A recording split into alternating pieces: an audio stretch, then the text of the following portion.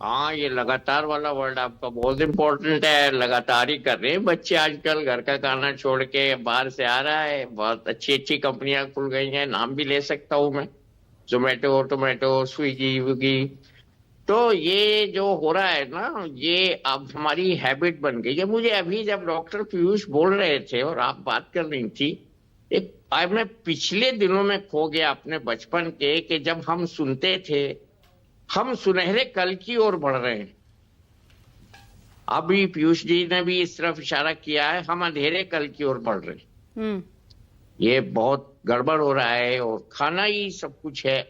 मैं पल्लवी जी आपको क्या बताऊं, लोग हम्म। खा खा के मर रहे हैं। आप सही कह रही हैं, खा खा के मर रहे हैं। हमारे बूढ़े लोग कहते थे कम खाने से कोई नहीं मरता, ज्यादा खाने से मरते हैं। आज वो सच्ची साबित हो रही है बात। We should restrict and discipline our eating patterns. कब क्या कहाँ कितना और कितने बजे खाना है, हम्म। कब क्या कहाँ कितना और कितने बजे खाना है, ये बहुत इंपॉर्टेंट है। और अगर हम ये नहीं करेंगे तो हमारे बच्चों को, मैं देख रहा हूं, अगर आप 50 यंग बच्चों को लाइन से खड़ा करें, मुश्किल से एक दो की हेल्थ ठीक होगी।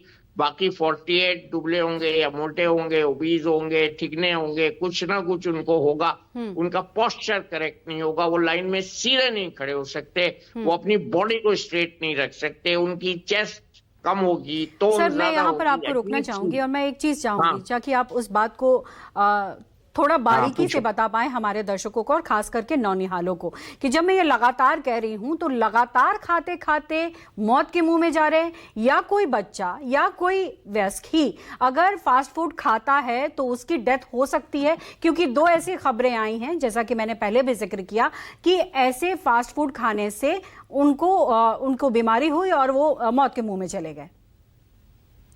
जी हाँ, फास्ट फूड, गंदा वाटर, हमारे देश में कुछ भी पॉसिबल है।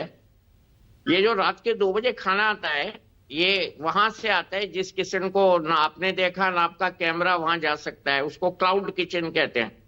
ये क्लाउड किचन से खाना जो रात के 2 बजे आता है, वो शायद सुबह 2 बजे बनता है, 12 घंटे पुराना हो जाता है। हम्म।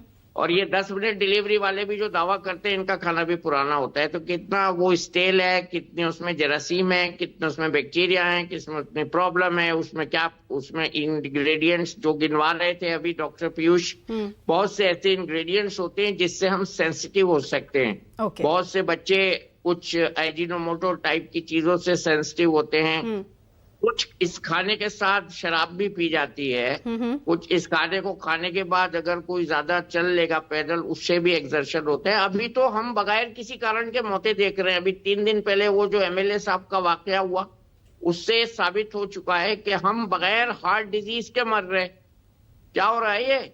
जी। अभी मेरे जूनियर ने मुझे रेफरेंस चेक करके बताया कि अब जो है इस बात को डॉक्यूमेंट किया जा चुका है कि इंडियन खाने के एडल्ट्रेशन से लोग मर रहे हैं। Okay. And they are sick, they are having young ठीक हार्ट बात। डिजीज, चलिए, ये तो कोरोनरी एक टॉपिक आर्टरी है ही डिजीज। एडल्ट्रेशन, लेकिन अभी हम जिस हाँ, मुद्दे पे बात कर रहे हैं डॉक्टर, वो भी बहुत नहीं तो ये गंभीर है। खाना भी तो जी। एडल्ट्रेटेड है।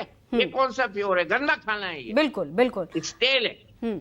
डॉक्टर पीयूष, एक बार मैं आपसे भी समझना चाहूंगी कि जब हम इस तरीके के जंक फूड की बात करते हैं तो वो किन किन बीमारियों को न्योता देता है, और अगर हम उन बीमारियों के बारे में थोड़ा डिटेल समझा पाए अगर आप, तो हमारे दर्शकों को बताइए कि कैसे वो मौत के मुंह में ले जा सकता है।